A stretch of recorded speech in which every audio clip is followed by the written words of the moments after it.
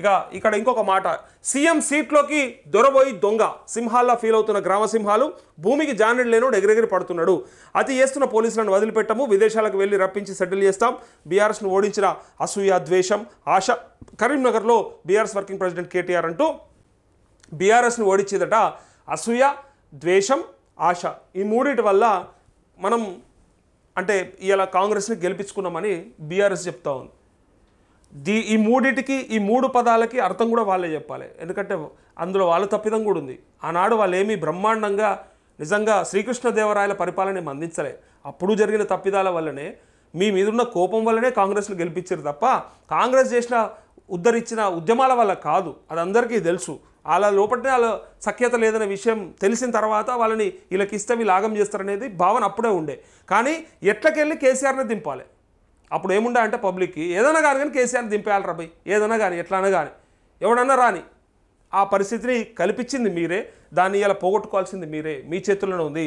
ఈ అసూయ ద్వేషం ఆశ ఎందుకు వచ్చిందంటే మీరు ఇస్తాన్న ఏమి ఇవ్వకపోతే, ₹1,00,000 రుణమాఫీ ఇవ్వకపోతే, ఇంకా అప్పటి ఎన్నో పథకాలు మీరు చెప్పినాయి, దళిత బంధు దాకా 3 ఎకరాల భూమి నుంచి మొదలెడితే దళిత బంధు దాకా ఒక లిస్ట్ ఉండే, ఆ ప్రకారంగా మీరు చేయలేరు కాబట్టి ఆనాడు వీళ్ళన్నా వస్తే చేస్తారేమో అని ఆశపడ్డారు. ఇగో ఆశ, ఇది ఆశ. సో సీఎం కుర్చీలోకి దొరపోయి దొంగ వచ్చి కూర్చున్నాడని BRS working president KTR hot comment చేశారు. బీఆర్ఎస్ రజతోత్సవం సందర్భంగా ఆదివారం కరీంనగర్లో పార్టీ ముఖ్య కార్యకర్తలతో ఏర్పాటు చేసిన సన్నాహక సమావేశానికి ఆయన హాజరై మాట్లాడారు. రాబోయేది బీఆర్ఎస్ ప్రభుత్వమేనని, కార్యకర్తలు భయపడాల్సిన అవసరం లేదని భరోసానిచ్చారు.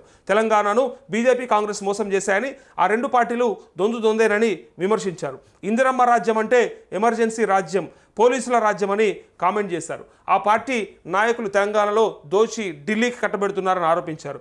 ద్వేషం అసూయ ఆశ అనే అంశాలే బీఆర్ఎస్ పైన ప్రభావం చూపించినాయని చెప్తా ఉన్నారు. సో పూర్తిగా బీజేపీని అట్లే కాంగ్రెస్ని కలిపి ఒకేసారి ఆయన నిన్న చేసినటువంటి కామెంట్స్ ఇవి. సో అందుకోసమే ఓడిపోయినామని చెప్తూ మేము మాత్రం ఊరుకోము, ఇంకా ప్రయత్నం చేస్తాము, ప్రభుత్వం మీద పోరాటం చేస్తామని చెప్పడానికి ఆ వార్త.